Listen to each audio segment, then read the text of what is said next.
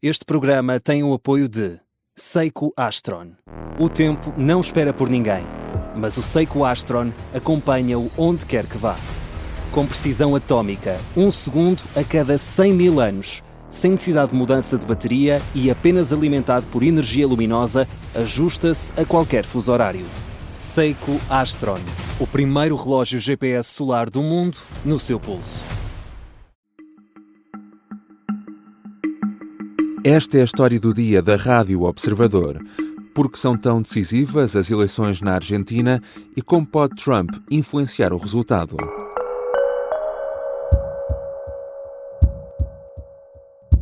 Este domingo se celebran elecciones legislativas en Argentina que serán cruciales para Javier Milei. Se renueva la mitad de la Cámara de Diputados y 1/3 del Senado, y el presidente argentino ganará bancas en ambas cámaras. Lo que no se sabe es cuántas. 20 mil milhões de dólares. É quanto Donald Trump promete emprestar à Argentina num financiamento que pode ser decisivo para a economia daquele país nos próximos anos. Mas há uma condição. O partido do presidente Javier Milei, o grande aliado de Trump na América do Sul, tem de ganhar. A vitória está longe de estar garantida, mas as eleições são absolutamente decisivas para Milei. Ganhar permite-lhe ter apoio no Congresso para avançar com reformas. Perder pode dar mais força à oposição para servir de força de bloqueio. O que está em causa nas eleições argentinas deste domingo, que são também vistas como um referendo ao presidente libertário e polémico. Vou falar com José Carlos Duarte, jornalista da secção de Internacional do Observador. Eu sou o João Santos Duarte e esta é a história do dia de sexta-feira, 24 de outubro.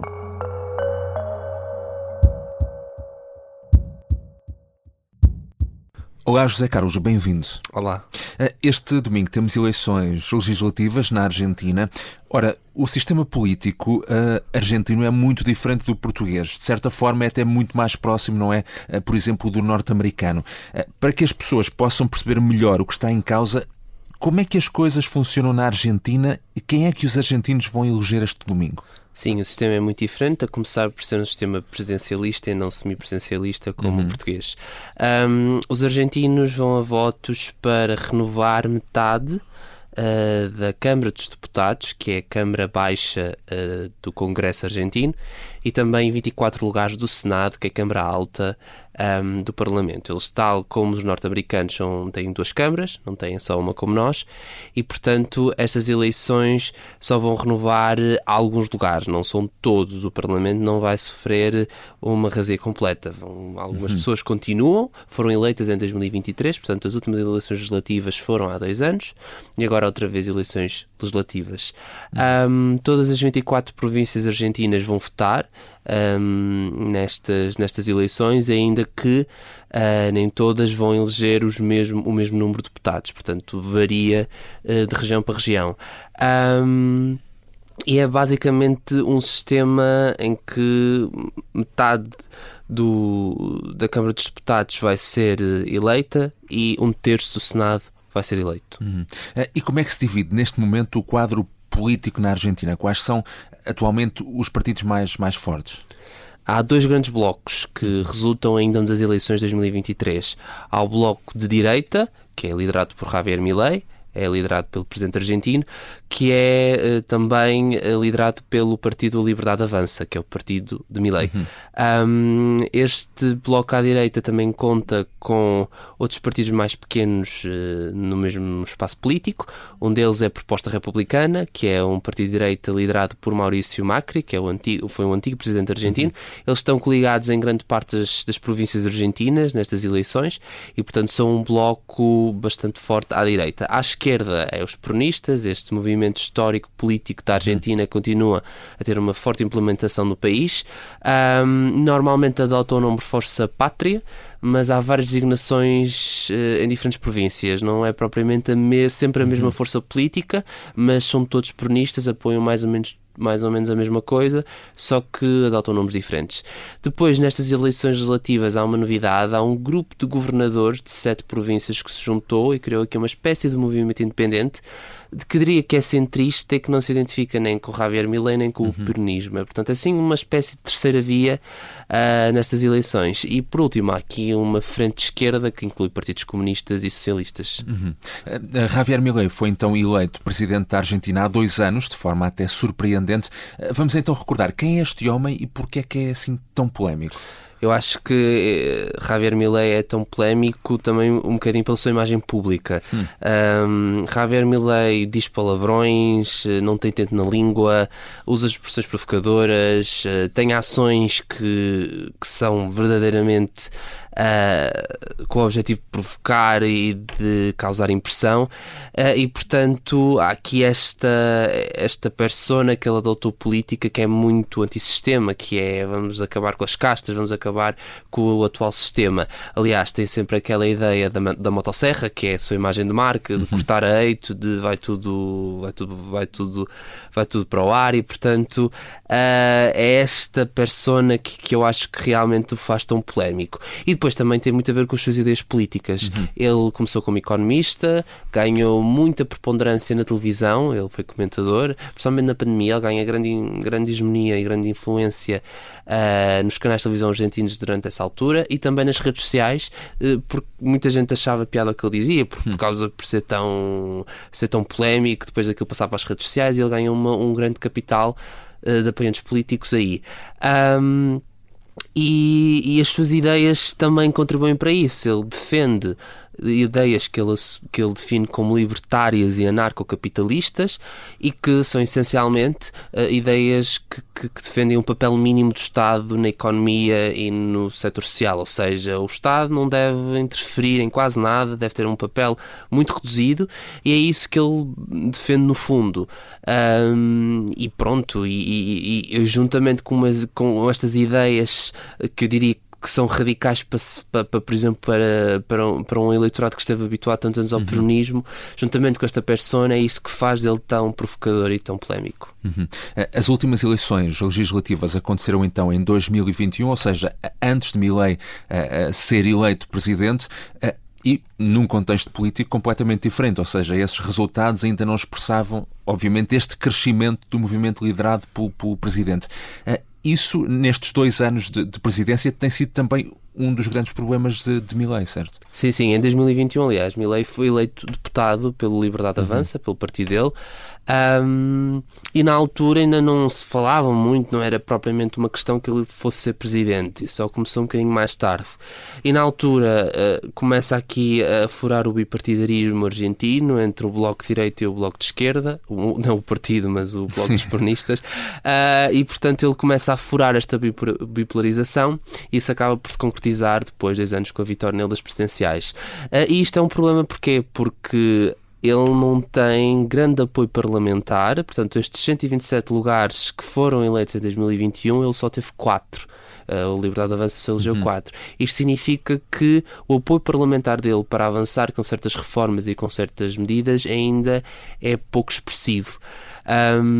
E ele precisa de governar por decreto, é o que os opositores dizem, que ele governa por decreto, que governa de costas viradas para o Parlamento, que nunca houve o Parlamento, que só governa como ele quer, e por outro, quando ele é obrigado a promulgar uma lei aprovada pela Câmara dos Deputados, o que normalmente faz é que ele, apesar de a promulgar, não a coloca em prática. E portanto é realmente aqui um problema que constitucionalmente até é uma situação bastante delicada, porque a Constituição não está a ser cumprida, mas ao mesmo tempo ele defende-se que quer avançar com as suas medidas e que tem efetivamente que fazer isto, e que o Congresso está apenas a criar obstáculos que são adversários políticos, e é isso, é uma situação muito conturbada que ele espera dar a volta agora nestas eleições. Já regressamos à conversa com o jornalista José Carlos Duarte. Na segunda parte vamos falar de como uma vitória nestas eleições pode ser decisiva para o presidente da Argentina, e também de que forma Donald Trump conseguiu entrar igualmente no debate político em torno das eleições na Argentina.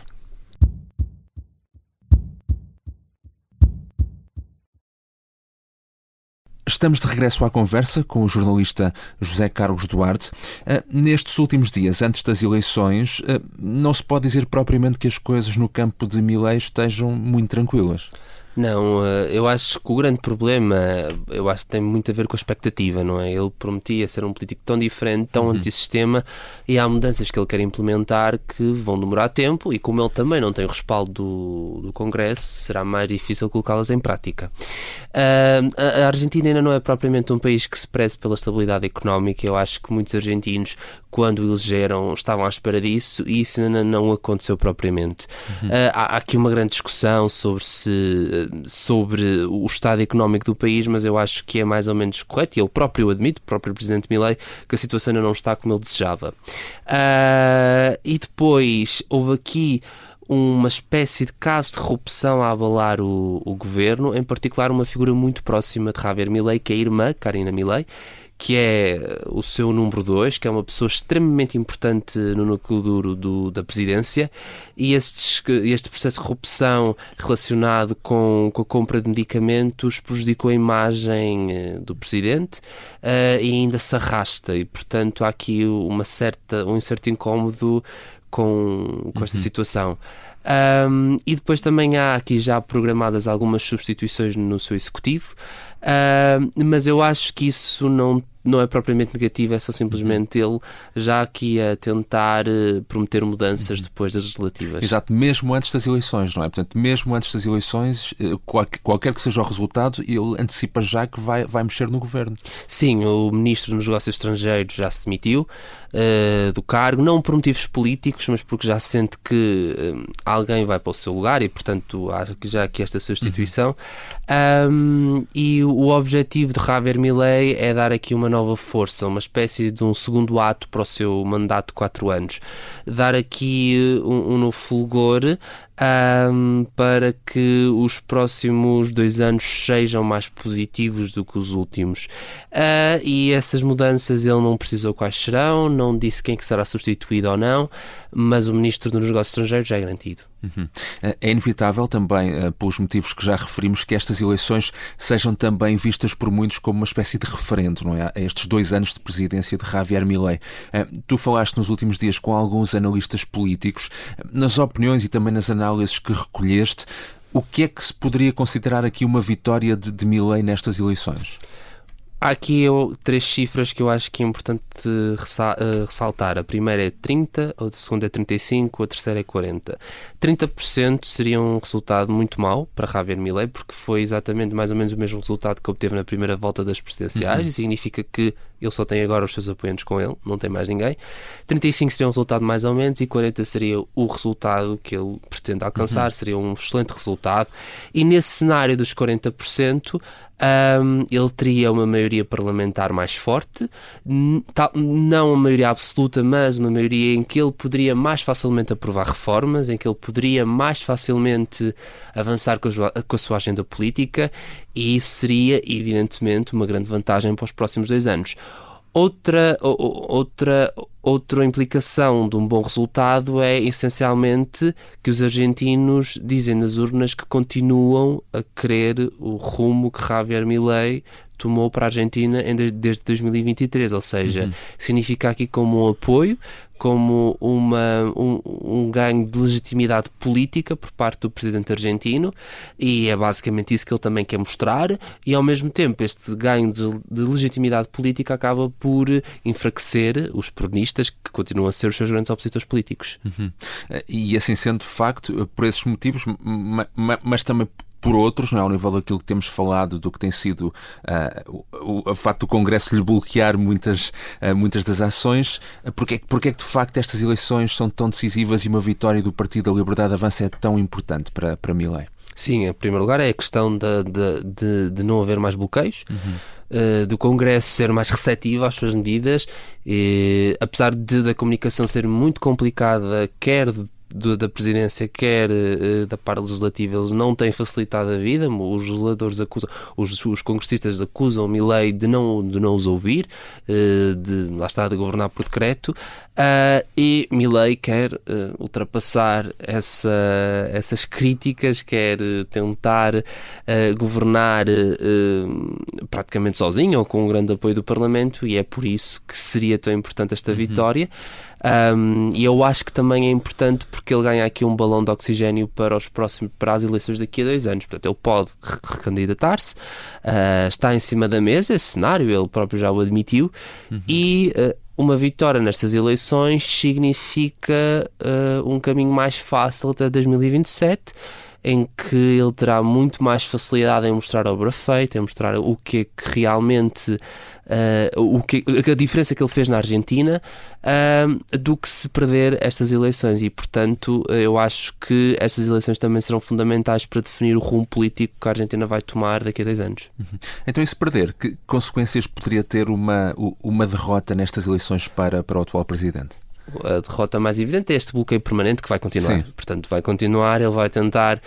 o Parlamento vai continuar a bloquear o que ele quer fazer, ele vai também tentar bloquear o que o Parlamento quer que ele faça, portanto vai continuar este jogo do rato e do gato, e não vai haver, ele vai ter realmente menos oportunidades para implementar as reformas que ele deseja.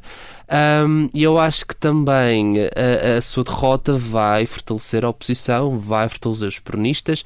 Esta força política, este movimento político perdeu o rumo e sofreu aqui uma espécie de derrocada após a vitória de Milei, e ainda tentar procurar quem é que, por exemplo, será o candidato, e, portanto, ele a perder será uma oportunidade para o peronismo ressuscitar na Argentina e ganhar novamente a preponderância que teve.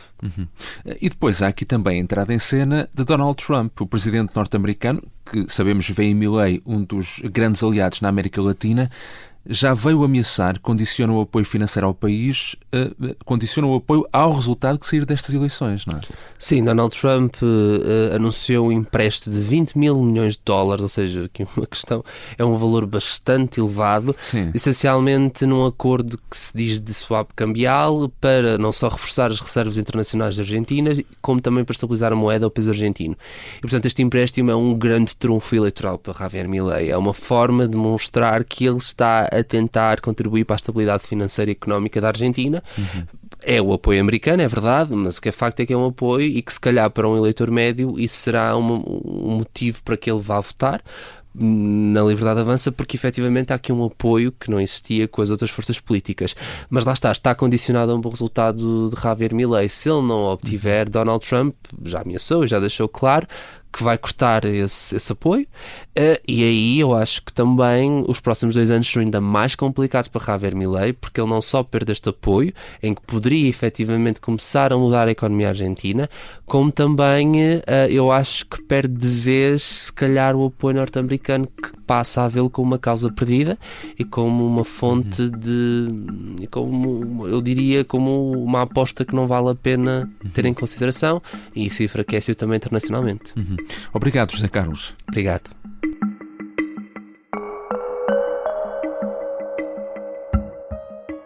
José Carlos Duarte é jornalista da secção de Internacional do Observador. A terminar, 3 coisas a ter em conta esta sexta-feira. É um fim de semana prolongado para os funcionários públicos e um dia que pode ser caótico para todos os outros trabalhadores. A Frente Comum, que representa 29 sindicatos, convocou uma greve para esta sexta-feira, o último dia útil da semana. Escolas fechadas, perturbações nos transportes e nos hospitais são apenas alguns dos efeitos esperados desta greve. Os sindicatos acusam o governo de degradar as condições de trabalho, pedem aumentos dos salários e valorização das carreiras. E para quem gosta de comprar online, hoje é um bom dia. Assinala-se o Dia das Compras na net, uma iniciativa anual que traz promoções em vários sites de comércio online portugueses. A terminar, uma sugestão para o fim de semana para quem está no norte. É inaugurada hoje, na Alfândega do Porto, uma gigantesca exposição de Legos. São centenas de modelos espalhados por uma área de mais de 2.000 metros quadrados. Entre eles está um dinossauro em tamanho real e uma icónica nave TIE Fighter de Star Wars. Esta foi a história do dia. No início deste episódio, ouvimos um som do El País. A sonoplastia é de Pedro Oliveira. A música do genérico é do João Ribeiro. Eu sou o João Santos Duarte. Bom fim de semana.